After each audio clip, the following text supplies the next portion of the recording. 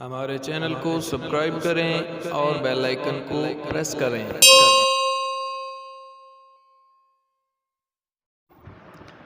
آج کی ہماری گفتگو کا موضوع بادلوں کو کسی کے کھیت کو سیراب کرنے کا حکم کرنا ہے۔ پرانے وقتوں کی بات ہے کہ ایک کسان اپنے فصل کی پیداوار کے 3 حصے کرتا۔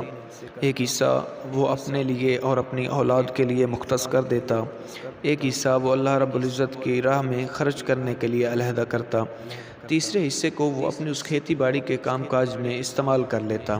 یہی وجہ تھی کہ اللہ پاک نے اس کی کھیتی باڑی میں بہت برکت ڈال رکھی تھی، جس کی وجہ سے ہمیشہ اس کی کھیتی سرسبز رہتی تھی۔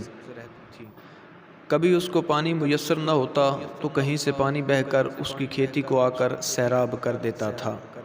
ایک دفعہ کا واقعہ ہے کہ ایک شخص جنگل میں سے گزر رہا تھا کہ اس نے آواز سنی، کوئی بادلوں کو کہہ رہا تھا، اس کی حدیقۃ فلان، کہ فلاں شخص کے باغ کو جا کر سیراب کرو۔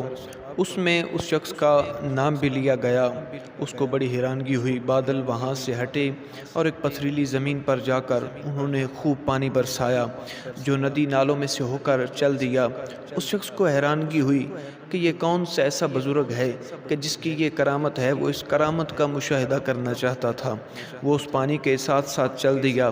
جب کنارے کنارے چلتا وہ اس باغ کے پاس پہنچا تو پانی نالیوں میں سے ہوتا ہوا باغ کو سیراب کر رہا تھا، اور وہ بزرگ پانی کو ادھر ادھر کر رہے تھے۔ وہ شخص ان بزرگوں کے پاس گیا اور جا کر ان کا نام پوچھا۔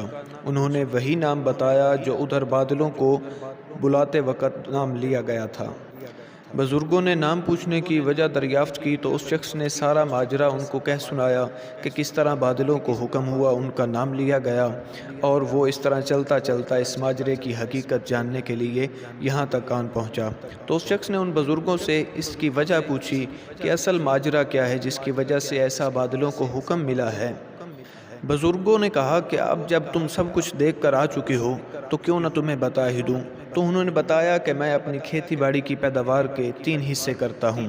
ایک حصہ اپنے لیے اور اپنے بال بچوں کے لیے استعمال کر لیتا ہوں، اور ایک حصہ جو ہے وہ میں اللہ کی راہ میں خرچ کرنے کے لیے علیحدہ کر کے خرچ کر دیتا ہوں، تیسرے حصے کو میں فصل میں استعمال کر لیتا ہوں۔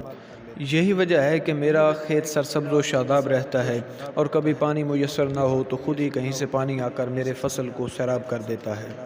وہ مسافر یہ ساری بات سن کر رب کی بارگاہ میں سجدہ شکر ادا کرنے لگا۔